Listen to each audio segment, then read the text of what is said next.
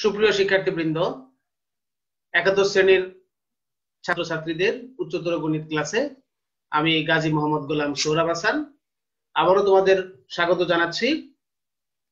আজকে শিক্ষার্থীরা আমরা ফাংশন এবং ফাংশনের লেখচিত্র অষ্টম অধ্যায় এটা নিয়ে আজকে আমরা আলোচনা করব। ফাংশন কাকে বলে, অন্বয় কাকে বলে, বিভিন্ন ফাংশনের লেখচিত্র বা লেখচিত্র দেখে আমরা কিভাবে একটা ফাংশন চিহ্নিত করব এবং লেখচিত্র দেখে আমরা কিভাবে নির্ধারণ করব যে কোনটি ফাংশন এবং কোনটি ফাংশন নয়।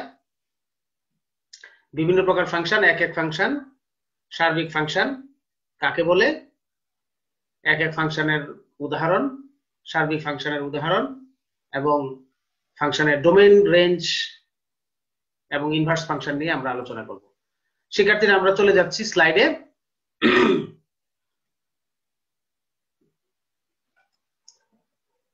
প্রথমেই আমরা ফাংশন পড়তে গেলে আমরা একটু শুরু থেকেই কথা বলতে হয়।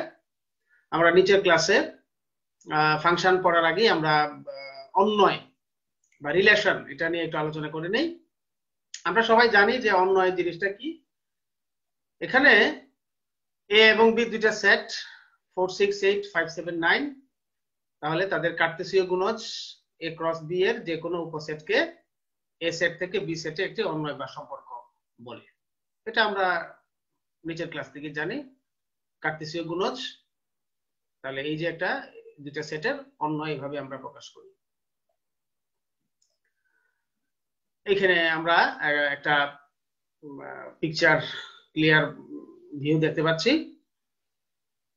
4 5 6 7 4 5 4 7 4 9 6 5 6 7 6 9 এভাবে আমরা একটা কার্তেশীয় গুণজের সেট নিলাম। এখানে আমরা প্রথমে তো আমরা R1 একটা set x greater than y, R2 একটা set y equals to x plus 1, এই দুটো অন্বয় আমরা দেখতে পাচ্ছি। তো সো আমাদের প্রথম অন্বয়টার মধ্যে আমার x y এর চেয়ে বড় এবং দ্বিতীয় যে অন্বয়টা তার y equals to x plus 1। শিক্ষার্থীরা, তাহলে আমরা দুইটা সেটের মধ্যে অন্বয়টা কিভাবে তৈরি করা হয় আমরা সেটা দেখলাম। তাহলে আমার প্রথম সেটের কন্ডিশনটা হলো x y এর চেয়ে বড় এবং y equals to x plus 1। তাহলে x y এর চেয়ে বড় কোনগুলো আমার 6 5 8 5 8 7, আর y equals to x plus 1 4 5 6 7 8 9, y equals to x plus 1। তো সো এই যে আমাদের দুইটা সেটের যে অন্বয়টা সেটা আমরা দেখলাম। এখানে R1 এবং R2 প্রত্যেকেই a ক্রস b এর উপসেট, a সেট থেকে b সেটে একটি অন্বয়। এক কথায় গুণজ সেট a ক্রস b থেকে যে কোনো উপসেট নিলেই a থেকে b সেটে একটি অন্বয় হবে। অর্থাৎ শিক্ষার্থীরা আমরা গুণজ সেট থেকে যে কোনো একটি উপসেট নিলেই সেটা a থেকে b এর একটি অন্বয় হবে। ওকে, অন্বয়ের ডোমেইন এবং রেঞ্জ খুব সিম্পল জিনিস। অন্বয়ের সদস্য ক্রমজোড়গুলোর প্রথম উপাদানগুলো নিয়ে যে সেট হয় এটা ডোমেইন, আর দ্বিতীয় উপাদানটা হলো রেঞ্জ। এটা আমরা নিচের ক্লাস থেকেই আমরা জানি। যে ক্রমজোড়টা বা অর্ডার পেয়ার তার প্রথম সেটটা হলো আমার ডোমেইন এবং দ্বিতীয় সেটটা হলো রেঞ্জ। অর্থাৎ R1 যে অন্বয়টা আমরা নিয়েছি তার ডোমেইন হলো 6 8 আর রেঞ্জ হলো 5 7। যাক, আমরা অন্বয় সম্পর্কে আমরা নিচের ক্লাসে জানি অন্বয়ের কাকে বলে, অন্বয়ের ডোমেইন রেঞ্জটা একটু দেখে নিলাম। তারপরে শিক্ষার্থীরা আমরা আলোচনা করব ফাংশন নিয়ে।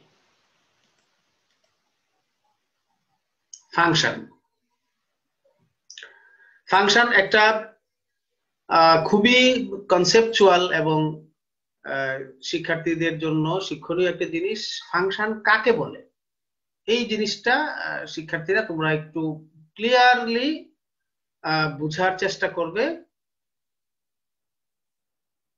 ফাংশন হচ্ছে একটি বিশেষ ধরনের অন্বয়। যে অন্বয়ের সদস্য ক্রমজোড়গুলির প্রথম উপাদানগুলো ভিন্ন ভিন্ন তাকে ফাংশন বলে। একটি বিশেষ ধরনের অন্বয় যে অন্বয়ের সদস্য ক্রমজোড়গুলোর প্রথম উপাদানগুলি ভিন্ন ভিন্ন তাকে ফাংশন বলে। আচ্ছা যাক, এইটা থেকে আমরা আরেকটু পরিষ্কার ভাবে আমরা বলতে পারি, ফাংশন হচ্ছে দুটি সেটের মধ্যে এমন একটি অন্বয় যেখানে প্রথম সেটের প্রত্যেকটি উপাদান দ্বিতীয় সেটের একটি অনন্য উপাদানের সাথে সম্পর্কযুক্ত। অর্থাৎ প্রথম সেটের প্রত্যেকটা উপাদান কিন্তু আমার অন্বয়ে অংশগ্রহণ করছে। তাহলে আমরা একটু দুইটা ভাগে আমরা ভাগ করি ফাংশনের সংজ্ঞাটাকে। প্রথম কথা হলো, একটি অন্বয় ফাংশন হবে যদি প্রথম সেটের সকল উপাদান অন্বয়ে অংশগ্রহণ করে।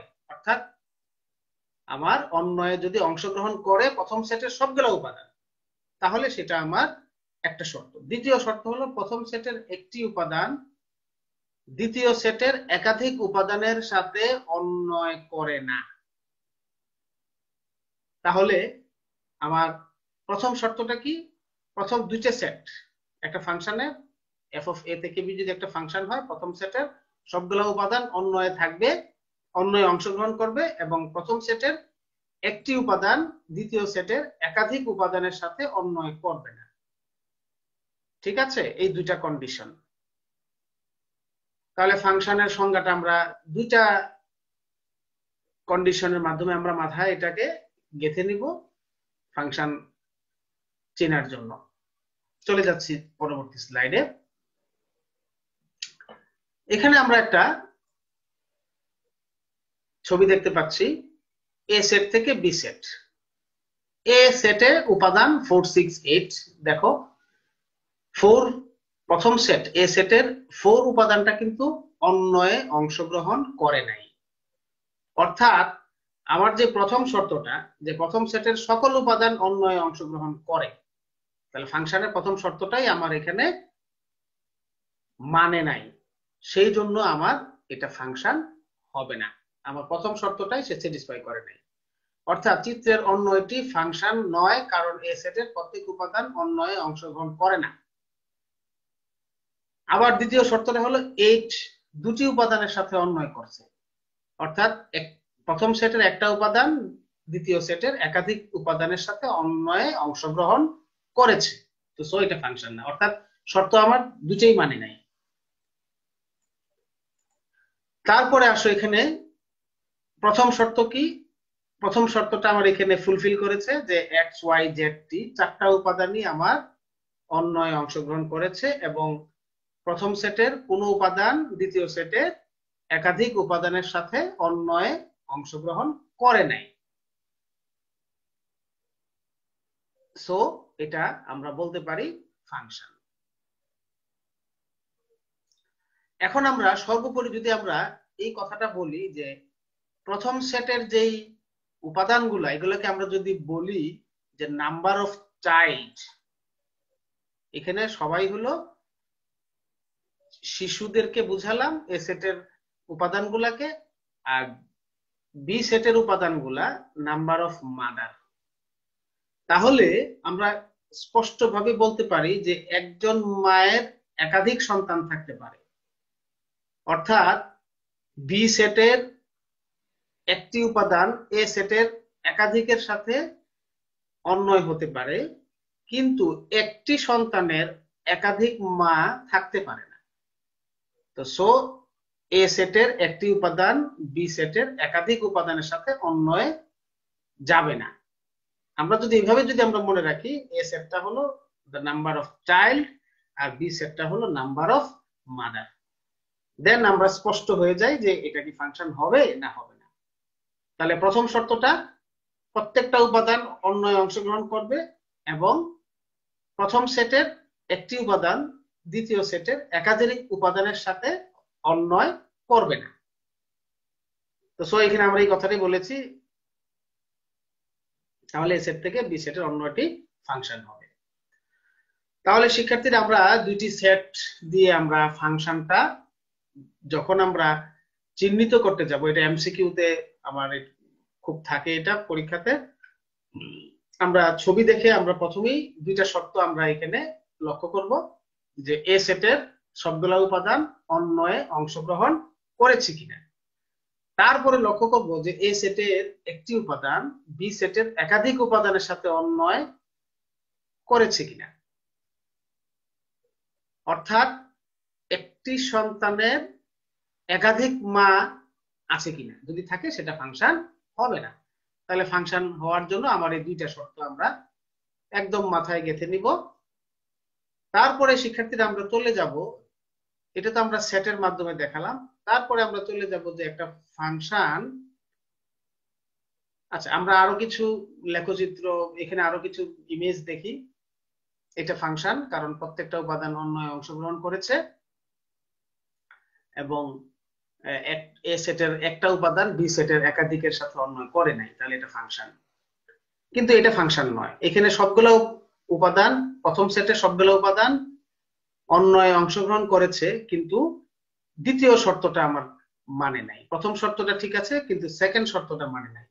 এখানে প্রথমটাও মেনেছে, দ্বিতীয়টাও মেনেছে, কিন্তু এখানে প্রথমটা ঠিক আছে, কিন্তু দ্বিতীয় শর্তটা এখানে একটি উপাদান একাধিক উপাদানের সাথে অন্বয় করেছে, অর্থাৎ একটি শিশুর একাধিক মা। সো এটা সম্ভব না।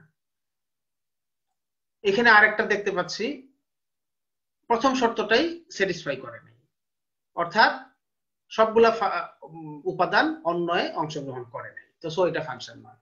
তাহলে তৃতীয়টা ফাংশন নয়, প্রথমটা ফাংশন। তাহলে এখানে এই কথাটাই লিখেছে, একটি ফাংশন কারণ এ সেটের প্রত্যেক উপাদানে প্রতিচ্ছবি আছে, ফাংশন নয়, তৃতীয়টিও ফাংশন নয়।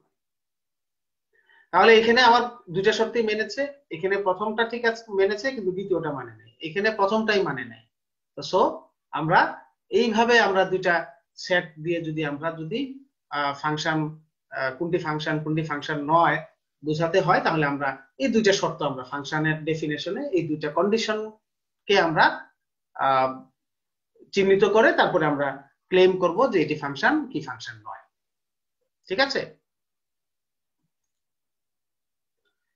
তো শিক্ষার্থীরা আমরা চলে যাচ্ছি, আমরা এখন শিখতে পারলাম যে কিভাবে আমরা দুইটা সেটের ম্যাপিং দেখে আমরা বুঝতে পারবো যে কোনটি ফাংশন বা কোনটি ফাংশন নয়। ঠিক আছে? আমরা এখন নেক্সট স্লাইডে লেখচিত্রের সাহায্যে ফাংশনের ধারণা, একটু কথাগুলো একটু একটা গ্ল্যান্স দেখে নেই। লেখচিত্রে ফাংশন, যদি কোনো অন্বয়ের লেখচিত্রকে ওয়াই অক্ষের সমান্তরাল সরল রেখা একটি বিন্দুতে ছেদ করে তবে তাকে ফাংশন বলে। এই ক্ষেত্রে স্বাধীন চলক এক্স এর একটি বাস্তব মানের জন্য অধীন চলক ওয়াই এর একটি মাত্র বাস্তব মান পাওয়া যায়। তো যাই হোক, আমরা এই কথা থেকে আমরা একটা কথাই বুঝি যে ওয়াই অক্ষের সমান্তরাল সরল রেখা যদি লেখচিত্রকে একটি বিন্দুতে ছেদ করে তাহলে সেটা ফাংশন। এখানে আমরা দেখতে পাচ্ছি প্রথম লেখচিত্র, এই যে আমরা যে লেখচিত্র অঙ্কন করেছি, এখানে ওয়াই অক্ষের সমান্তরাল রেখাটা এখানে কয়টা বিন্দুতে ছেদ করেছে? একটি বিন্দুতে। তাহলে এটা ফাংশন। তাহলে এই লেখচিত্রটা একটা ফাংশন হবে। এখানেও আমরা ওয়াই অক্ষের সমান্তরাল রেখা এই লেখচিত্রটাকে একটা বিন্দুতে ছেদ করেছে, সো এটাও একটা ফাংশন। এখানেও সেম, ওয়াই অক্ষের সমান্তরাল রেখাকে একটি বিন্দুতে ছেদ করেছে, সো আমরা বলতে পারি এই লেখচিত্র তিনটা ফাংশন। ঠিক আছে? একটু দেখে নেই। তারপরে আসো 1 2 3 ফাংশনের লেখচিত্র, কারণ ওয়াই অক্ষের সমান্তরাল সরল রেখা লেখচিত্রটিকে কেবল একটি মাত্র বিন্দুতে ছেদ করেছে। ঠিক আছে? ওকে, এখন আসো লেখচিত্রে ফাংশন নয় কখন?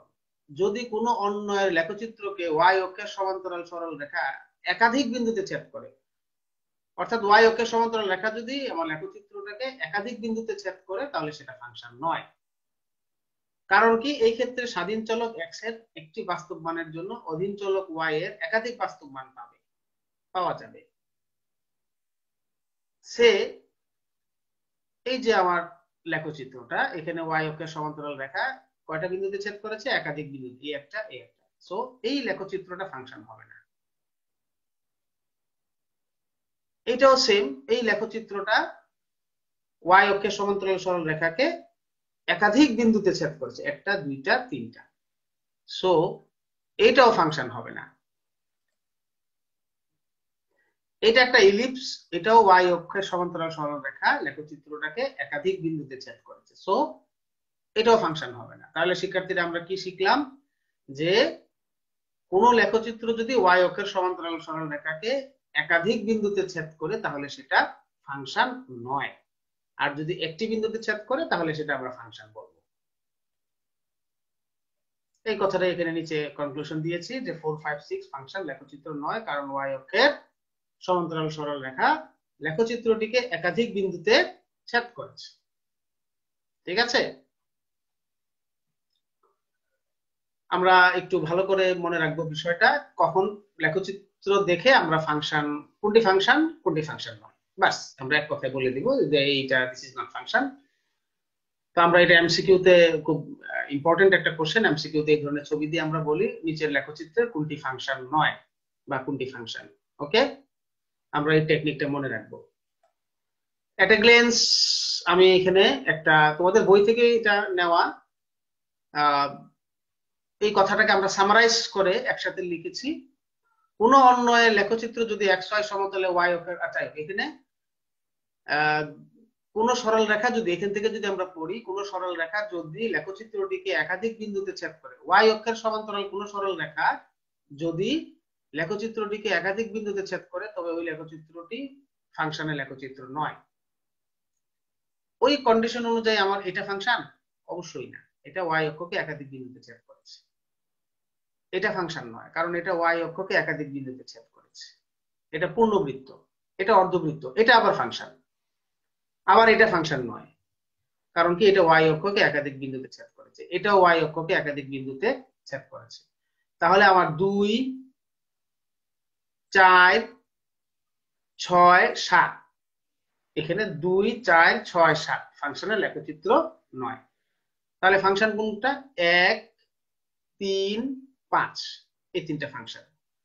তাহলে আমরা এই এট এ গ্লেন্স আমরা একটা সামারি টানলাম যে যদি ওয়াই অক্ষকে একাধিক বিন্দুতে ছেদ করে তাহলে আমরা ওই লেখচিত্রটাকে ফাংশন এর লেখচিত্র বলবো না, এটা ফাংশন নয়। ঠিক আছে, এখন এটা দ্বারা কি কোন কোন আমার লেখচিত্রের কিসের লেখচিত্র সেটা আমরা পরে আসছি।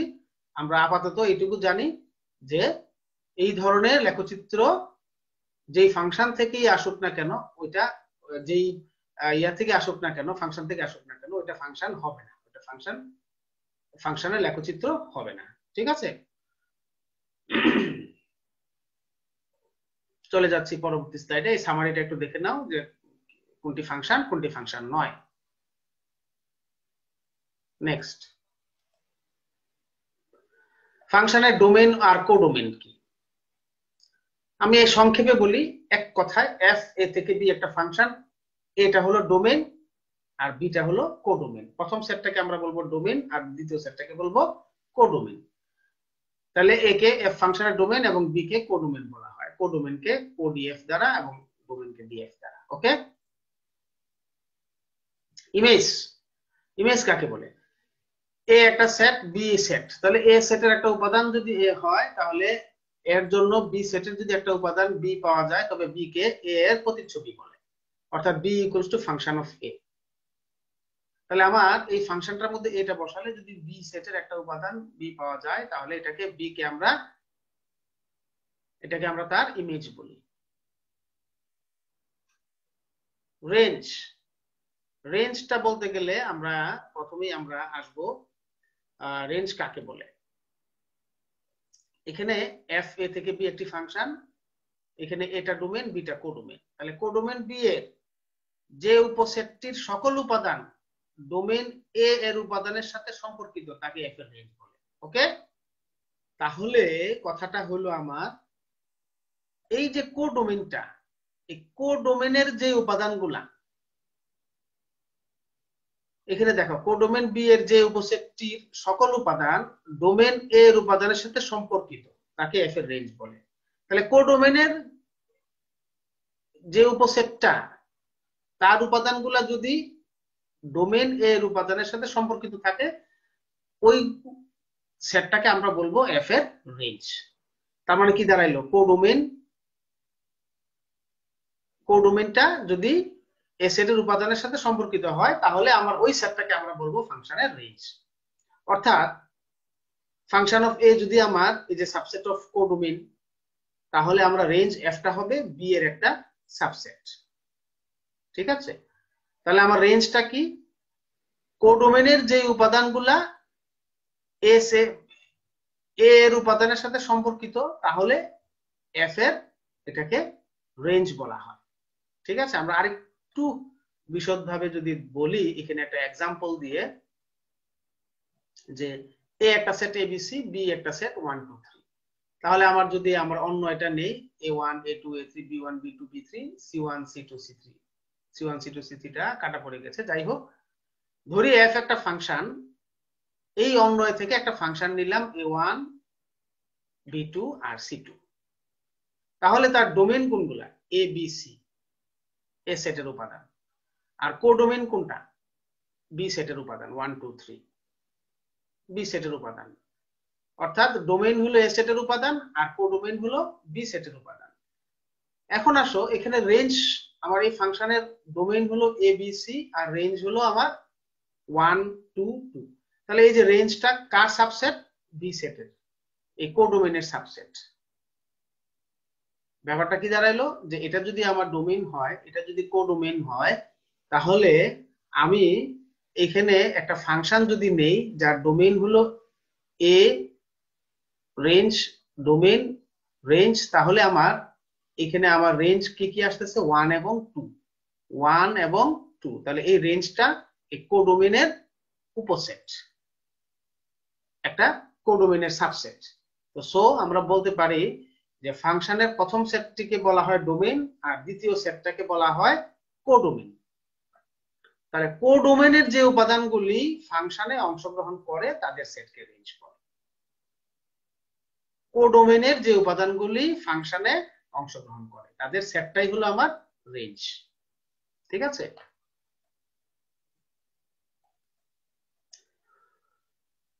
এক এক ফাংশন, আমরা চলে যাচ্ছি এক এক ফাংশনে। একটা ফাংশন কখন এক এক হয়, এটা আমরা নিচের ক্লাসেই আমরা পড়ে এসেছি যে ফাংশনের প্রথম সেটের ভিন্ন ভিন্ন উপাদানগুলোর জন্য যদি দ্বিতীয় সেটে ভিন্ন ভিন্ন প্রতিচ্ছবি পাওয়া যায় এক এক ফাংশন বলে। এটা সিম্পল জিনিস, f of x1 equals to f of x2 হলে x1 equals to x2। একটা एग्जांपल দেই, এটা একটা এক এক ফাংশন a1 b2 c3, এটাও একটা এক এক ফাংশন x p y, একটি অর্থাৎ প্রথম সেটের ভিন্ন ভিন্ন উপাদানের জন্য যদি দ্বিতীয় সেটের ভিন্ন ভিন্ন প্রতিচ্ছবি পাওয়া যায়, এটা এক এক ফাংশন। এটা আবার এক এক নয়, কারণটা কি, এখানে প্রথম সেটের দুইটার জন্য আমরা দ্বিতীয় সেটের একটা পেয়েছি, একটা ইমেজ পেয়েছি, সো এটা এক এক নয়। আমরা এই এক এক ফাংশনটা খুব সহজেই আমরা বুঝতে পারি। আমরা যেই জায়গাতে সমস্যাটা হয় সেটা হলো আমার সার্বিক ফাংশনে। যাই হোক, এক এক ফাংশনের একটা উদাহরণ দেখো, fx equals to x minus 3, এক এক ফাংশন, কারণ x এর ভিন্ন ভিন্ন মানের জন্য আমরা fx এর ভিন্ন ভিন্ন মান, x এর মান 1 দাও তাহলে একটা মান, 2 দাও একটা মান, 3 দাও একটা মান, তাহলে এটা একটা এক এক ফাংশন আমরা বলতে পারি। কিন্তু যদি আমার ফাংশনটা যদি fx equals to x square হয়, তাহলে x এর মান যদি আমরা -3 দেই, তাহলে আমরা ফাংশনটার মান পাচ্ছি কত, -3 এর জন্য আমরা 9 পাচ্ছি, আবার 3 এর জন্য আমরা কি পাচ্ছি, 9 পাচ্ছি। অর্থাৎ দুইটার জন্য আমরা একই ইমেজ পাচ্ছি, তো সো এটা এক এক হবে না, তাহলে প্রত্যেকটার জন্য আলাদা আলাদা ইমেজ পাইতে হবে, সেটাই হবে আমার এক এক ফাংশন। ওকে, নেক্সট স্লাইডে অন টু ফাংশন বা সার্বিক ফাংশন বা সাবজেক্টিভ ফাংশন একটু দেখে নেই এট এ গ্ল্যান্স। ফাংশনের দ্বিতীয় সেটের সবগুলো উপাদান অন্বয়ে অংশগ্রহণ করলে ফাংশনটিকে সার্বিক ফাংশন বলে। তাহলে এক কথায় কি, একটা ফাংশন যদি এফ এ থেকে বি হয় তাহলে বি সেটের অথবা দ্বিতীয় সেটের সবগুলি উপাদান অন্বয়ে যদি অংশগ্রহণ করে তাহলে এটাকে সার্বিক ফাংশন বলে। অর্থাৎ কোডোমেন এবং রেঞ্জ যদি সমান হয় তাহলে সেটা সার্বিক। তাহলে আমরা একটা ফাংশনকে কিভাবে প্রকাশ করি? এফ এ থেকে বি। তাহলে বি সেটের সবগুলা উপাদান যদি অন্বয়ে অংশগ্রহণ করে তাহলে সেই ফাংশনটাকে আমরা বলবো সার্বিক ফাংশন। অর্থাৎ বি সেটের বা দ্বিতীয় সেট বা কোডোমেন যেটা, তাহলে ফাংশনে অংশগ্রহণ করলে আমরা কি পেলাম? রেঞ্জ পেলাম। তাহলে রেঞ্জ এবং কোডোমেন সমান হলে ফাংশনটা সার্বিক ফাংশন। গাণিতিকভাবে ফাংশনটি সার্বিক হবে যদি প্রত্যেক কোডোমেন এফ এর জন্য যদি একটি এক্স ইন ডোমেন এফ পাওয়া যায় যেখানে F of X equals to Y. যাক, এটা আমরা আরেকটু বিশদভাবে দেখি সার্বিক ফাংশনের এখানে। তাহলে সার্বিক ফাংশনটা কি আমার? যদি আমার দ্বিতীয় সেটের সবগুলা উপাদান অন্বয়ে অংশগ্রহণ করে তাহলে সেটাকে সার্বিক ফাংশন বলে। অর্থাৎ দ্বিতীয় সেট বা কোডোমেন এবং রেঞ্জ সমান। তাহলে আমার এখানে এই ইমেজটা দেখে আমরা কি বুঝতে পারছি? যে দ্বিতীয় সেটের সবগুলা উপাদান অন্বয়ে অংশগ্রহণ করেছে।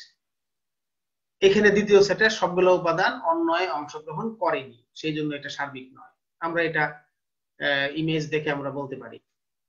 এটা হলো ছবি দেখে আমরা আইডেন্টিফাই করব কোনটি সার্বিক কোনটি সার্বিক নয়।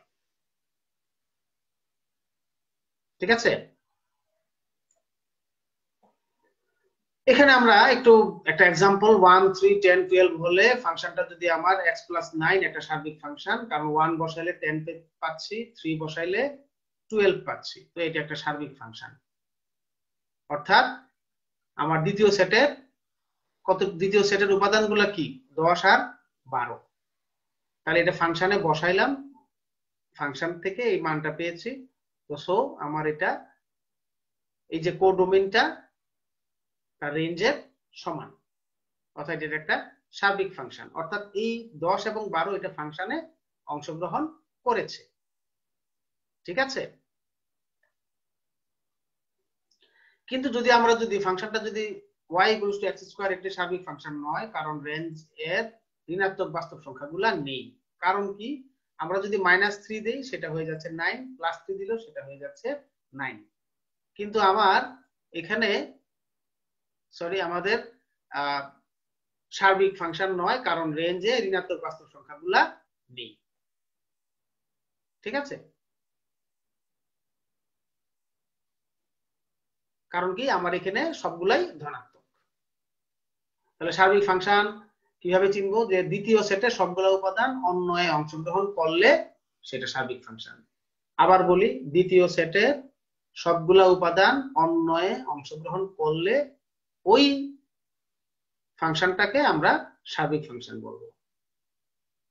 এখন আমরা ম্যাথমেটিক্যালি প্রমাণ করব কিভাবে সেটা আমরা দেখাচ্ছি। এট এ গ্ল্যান্স যদি আমরা একটা সামারি টানি তাহলে বিষয়টা কি দাঁড়ায়?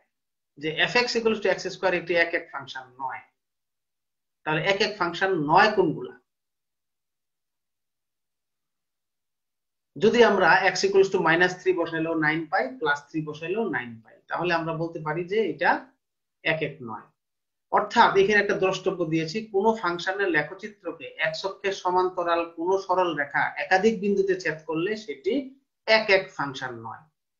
তাহলে একক ফাংশন না হওয়ার শর্তটা হলো যে x অক্ষের কোন সমান্তরাল সরল রেখাকে যদি সে একাধিক বিন্দুতে ছেদ করে তাহলে সেটা একক ফাংশন নয়। তাহলে আমরা এখানে সেই অনুযায়ী দেখতে পাচ্ছি cos x, x² এবং পরম মান x, fx = modulus of x। এই তিনটা আমার একক হচ্ছে না। কারণ কি? তারা x অক্ষের কোন সমান্তরাল সরল রেখা যদি আমরা টানি তাহলে সেটা একাধিক বিন্দুতে ছেদ করে। তাহলে একক ফাংশন না হওয়ার শর্তটা কি? কোন ফাংশনের লেখচিত্রকে x অক্ষের সমান্তরাল কোন সরল রেখা একাধিক বিন্দুতে ছেদ করলে সেটি একক ফাংশন নয়। একে আনুভূমিক রেখা পরীক্ষা বা হরিজন্টাল লাইন টেস্ট বলে, হরাইজন্টাল লাইন টেস্ট। তাহলে একক ফাংশন কোনগুলা নয় একটু সামারি করি। ত্রিকোণমিতিক ফাংশন, জোড় ঘাত বিশিষ্ট ফাংশন এবং পরম মান ফাংশন, এই তিন ধরনের ফাংশনগুলো আমার এক এক নয়। তাহলে শিক্ষার্থীরা আমরা কোনগুলি ফাংশন নয় সেটা শিখলাম, কোন ফাংশনগুলো এক এক নয় সেটাও শিখলাম। তাহলে আমরা চলে যাচ্ছি পরবর্তী স্লাইডে, ডোমেইন এবং রেঞ্জ। আমরা ডোমেইন রেঞ্জ আলোচনা করেছি। রেঞ্জ বলতে বলেছি আমরা কোডোমেইনের যে সাবসেটটা ফাংশনে অংশগ্রহণ করে ওইটাকে তার রেঞ্জ বলে। আবার বলি, কোডোমেইনের যে সাবসেটটা, যে উপসেটটা ফাংশনে অংশগ্রহণ করে সেটাকে তার রেঞ্জ বলে। এখন আসো আমরা ডোমেইন বের করার কতগুলা গুরুত্বপূর্ণ পদ্ধতি আমরা দিয়েছি। ডোমেইন নির্ণয়ের সময় ভগ্নাংশ আকারের ফাংশনে হর শূন্য হবে না, হর শূন্য হবে না। হর শূন্য হলে সেটা ডোমেইন হবে না। বর্গমূল আকারে ফাংশনে রুট ওভার বা বর্গমূলের ভিতরে ঋণাত্মক চিহ্ন হবে না। এই ধরনের ফাংশন থাকলে জি শূন্য অথবা তার চেয়ে বড় হবে আর এইচ শূন্যের চেয়ে অবশ্যই বড় হবে। আর লগারিদম ফাংশন হলে x must be greater than 0। তাহলে এটা আমরা সবাই জানি, তারপর একটা অ্যাট এ গ্ল্যান্স আমরা মনে রাখবো আর কি বিষয়গুলো, যে ডোমেইন কিভাবে আমরা বের করব। ডোমেইন আমরা বের করতে গেলে আমরা কোন কোন কন্ডিশনগুলা আমরা লক্ষ্য রাখবো। শিক্ষার্থীরা এই জিনিসগুলা খুব সিম্পল জিনিস, তারপর আমরা অঙ্ক করার সময় যদি একটু মনে রাখি তাহলে আমাদের জন্য একটু উপকার হয়। আমরা চলে যাচ্ছি পরবর্তী স্লাইডে। আমরা এখন প্রবলেমে চলে আসছি। প্রবলেমে দেখো ডোমেইন এবং রেঞ্জ নির্ণয়। তাহলে আমরা একটু আগে বলেছি, কি বলেছি, যে ডোমেইন নির্ণয়ের সময় ভগ্নাংশ আকারের ফাংশনে হর শূন্য হবে না। তাহলে হর যদি শূন্য হইতে হয় তাহলে এখানে কি দিতে হবে? 3/2। এক্স এর মান 3/2 দিলে আমার নিচে শূন্য হয়ে যায়। এটা আমরা ক্লিয়ার বুঝতে পারছি। তাহলে হর যদি শূন্য করতে না চাও তাহলে আমরা 2x - 3 not equals to 0, তাহলে x not equals to 3/2। তাহলে হর যদি শূন্য করতে না চাও তাহলে 2x - 3 not equals to 0, তাহলে x not equals to 3/2। ওকে, তো সো আমার ডোমেইন হবে সকল বাস্তব সংখ্যা 3/2 ব্যতীত। সকল বাস্তব সংখ্যা 3/2 ব্যতীত। এরপর আসো রেঞ্জ। রেঞ্জ বাই করতে গেলে আমরা এখন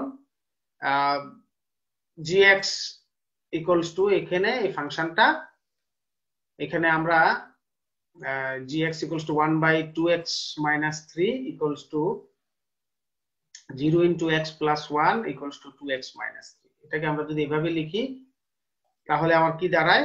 রেঞ্জটা হলো শূন্য ব্যতীত সকল বাস্তব সংখ্যা। কি ব্যতীত? শূন্য ব্যতীত। এটাকে আমরা অবশ্য x equals to y A convert করে আমরা বলতে পারি, বা এখান থেকেও আমরা gx equals to এই 1টার পরিবর্তে আমরা 0 into x plus 1, অর্থাৎ আমরা এখানে 0 ব্যতীত সকল বাস্তব সংখ্যাই হবে তার রেঞ্জ। ওকে,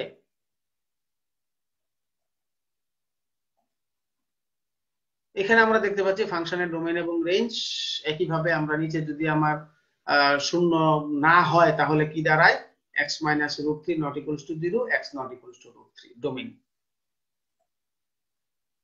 ডোমেইন সকল বাস্তব সংখ্যা √3 ব্যতীত।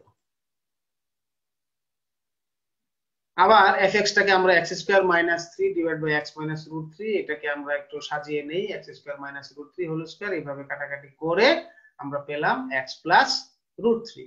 তাহলে x ইকুয়ালস টু যদি √3 হয় ফাংশনটি কত হয়? 2√3। তাহলে আমরা বলতে পারি যেহেতু x নট ইকুয়ালস টু √3 সেহেতু fx নট ইকুয়ালস টু 2√3। তাহলে এটাও 2√3 হবে না। তাহলে আমার রেঞ্জ হবে 2√3 ব্যতীত সকল বাস্তব সংখ্যার সেট। তাহলে আমরা কাজটা কি করলাম? ফাংশনটাকে সিম্পলিফাই করে এখানে আমরা যদি x এর, যেহেতু আমার x নট ইকুয়ালস টু √3, তাহলে আমরা x ইকুয়ালস টু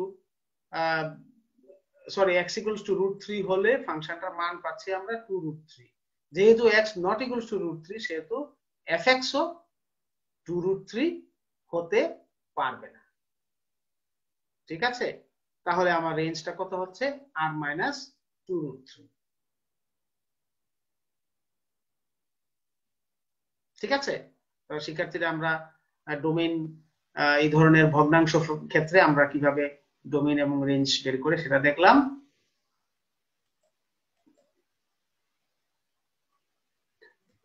এটা একটা square root function, root over X square minus 4x plus 3। তাহলে এটা আমরা দেখতে পাচ্ছি, এটাকে যদি আমরা মিডল টার্ম করি তাহলে দুইটা উৎপাদক হয় x মাইনাস 1 x মাইনাস 3। যেহেতু রুট ওভারের ভিতরে, তাহলে এটা অবশ্যই শূন্য অথবা তার চেয়ে বড় হতে হবে। শূন্যের চেয়ে ছোট হলে সেটা অবাস্তব হয়ে যাবে। সেজন্য আমরা এই উৎপাদকটার মান শূন্য অথবা তার চেয়ে বড়। তাহলে শর্তটি সিদ্ধ হবে যদি এবং কেবল যদি x মাইনাস 1 এবং x মাইনাস 3 উভয় ধনাত্মক অথবা উভয় ঋণাত্মক হয়। একটা ধনাত্মক আর একটা ঋণাত্মক হলে এটা হবে না। তো সো আমরা উভয় ধনাত্মক অথবা উভয় ঋণাত্মক, তাহলে দুইটাই যদি ধনাত্মক ধরি x greater than equals to √3, আর যদি একটাকে দুইটাই যদি ঋণাত্মক ধরি তাহলে x less than equals to 1। ঠিক আছে? তাহলে বিষয়টা কি দাঁড়ালো? আমার ডোমেইন হলো x 1 এর সমান অথবা ছোট অথবা 3 এর সমান অথবা বড়। তাহলে 1 হলে কি হবে? এটা নেগেটিভ হয়ে যায়, তো সো 1 হতে পারবে না। 3 হলে কি হয়? হ্যাঁ, 3 হতে পারবে। এখানে যদি আমার 1 হয় তাহলে এটা শূন্য, তো সো এটা হতে পারবে। কিন্তু 1 এর চেয়ে ছোট হলে, অর্থাৎ 0 যদি হয়, হ্যাঁ সেটাও হবে, অর্থাৎ 1 এর সমান অথবা ছোট গুলা। কিন্তু 1 এর বড় হলে, অর্থাৎ 2 যদি হয় তাহলে একটা পজিটিভ একটা নেগেটিভ। আবার 3 যদি হয় তাহলে হবে আবার 3 এর বড় গুলা। তাহলে মাঝখানে আমার এই যে ইন্টারভেলটা, এটাই হলো তার ডোমেইন। ঠিক আছে? অর্থাৎ এটা 1 অথবা তার চেয়ে ছোট, 3 অথবা তার চেয়ে বড়, এর মাঝামাঝি গুলো আমার ডোমেইন হবে না। এখন আসলে আমার রেঞ্জ। তাহলে এই যে ডোমেইনের উপাদানগুলোর জন্য fx এর মান 0 বা তার থেকে বড় যে কোনো বাস্তব সংখ্যা পাওয়া যায়। তো সো আমরা বলতে পারি রেঞ্জ হলো y greater than or equals to 0, 0 এর চেয়ে বড়, 0 বা তার চেয়ে বড় সকল বাস্তব সংখ্যাই হবে তার রেঞ্জ। ঠিক আছে?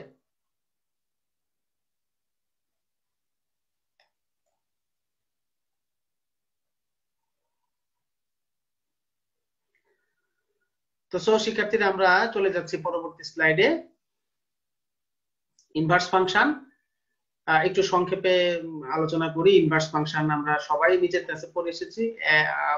f অফ a থেকে b যদি একটি একক এবং সার্বিক ফাংশন হয়, তাহলে ইনভার্স ফাংশন হওয়ার জন্য প্রথম শর্তই হলো যে এক একক হইতে হবে এবং সার্বিক হইতে হবে, তাহলে সেই ফাংশনটা ইনভার্স হবে। তবে প্রত্যেক কোডোমেইন b এর উপাদানের জন্য একটি অনন্য উপাদান a ইন এই a সেট, তাহলে f of a equals to b হয়, যেন f ইনভার্স b থেকে a ফাংশনটিকে f এর ফাংশনের বিপরীত ফাংশন বলা হয়। অর্থাৎ fx ফাংশনের বিপরীত ফাংশনকে আমরা কি দ্বারা প্রকাশ করি? f ইনভার্স x দ্বারা। তো যাই হোক শিক্ষার্থীরা, আমরা একটা প্রবলেম দিলে আমরা বুঝতে পারবো যে বিপরীত ফাংশনটা কি। তাহলে আমার প্রথম শর্ত কি? ফাংশনটা এক এক হতে হবে এবং সার্বিক হতে হবে। তাহলে এখানে বলা আছে যে ফাংশনটা এক এক এবং সার্বিক, অর্থাৎ fx এর বিপরীত ফাংশন বিদ্যমান। তাহলে আমরা fx কে y যদি ধরি, x ইকুয়ালস টু কত? f inverse y। এখন এখান থেকে আমরা x এর মানটা বের করে নেই। x এর মানটা হলো আমার আর গুণ করে x এর মানটা হলো আমার 3y plus 5 divide by 1 minus 2y।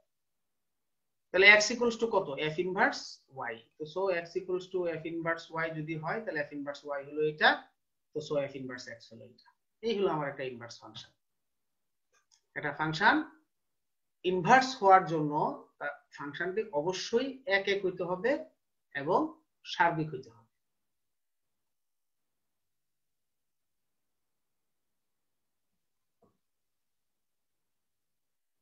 এটা আমরা নিজের ক্লাসেও করে এসেছি। আমরা চলে যাচ্ছি কিভাবে আমরা বিপরীত ফাংশন নির্ণয় করে একটা ছোট এক্সাম্পল দেখালাম। এটা নিয়ে আমরা আরো ডিটেইলস আলোচনা করব ইনভার্স ফাংশন নিয়ে পরবর্তীতে। আমরা এখন চলে যাচ্ছি একটা ফাংশন এক এক এবং সার্বিক প্রমাণ করো এবং ইনভার্স নির্ণয় করো, এটা নিয়ে আমরা আলোচনা করব। আচ্ছা, এখন আসো এক এক ফাংশন কখন হয় এটা আমরা সবাই জানি। f of x1 equals to f of x2 হলে x1 equals to x2, ঠিক আছে শিক্ষার্থীরা? কিন্তু আমার কোশ্চেনটা যেটা সেটা হলো যে সার্বিক কখন হবে, ঠিক আছে? এক এক ফাংশন আমরা সবাই এখানে বলে দিলাম x1 equals to x2, so ফাংশনটি এক এক। কিন্তু সার্বিক হতে হলে আমরা কি বলেছি যে কোডোমেইন এবং রেঞ্জ সমান। তাহলে এখানে a থেকে b যদি একটা ফাংশন হয়, আমরা বলেছি প্রথম সেটটাকে বলে ডোমেইন আর দ্বিতীয় সেটটাকে কি বলে, কোডোমেইন। তাহলে এখানে কোডোমেইন কত, r মাইনাস হাফ, ঠিক আছে? তাহলে আমরা এখন ফাংশনটা সার্বিক প্রমাণ করব। করতে গেলে আমার এখানে fx equals to y, এটাকে আমরা x এর মান বের করে নেই। x এর মান কত পেলাম, y plus 3/1 minus 2y। তাহলে শিক্ষার্থীরা আমরা এখানে যদি সার্বিক প্রমাণ করতে হয়, তাহলে এই 1 minus 2y not equals to 0, অর্থাৎ আমার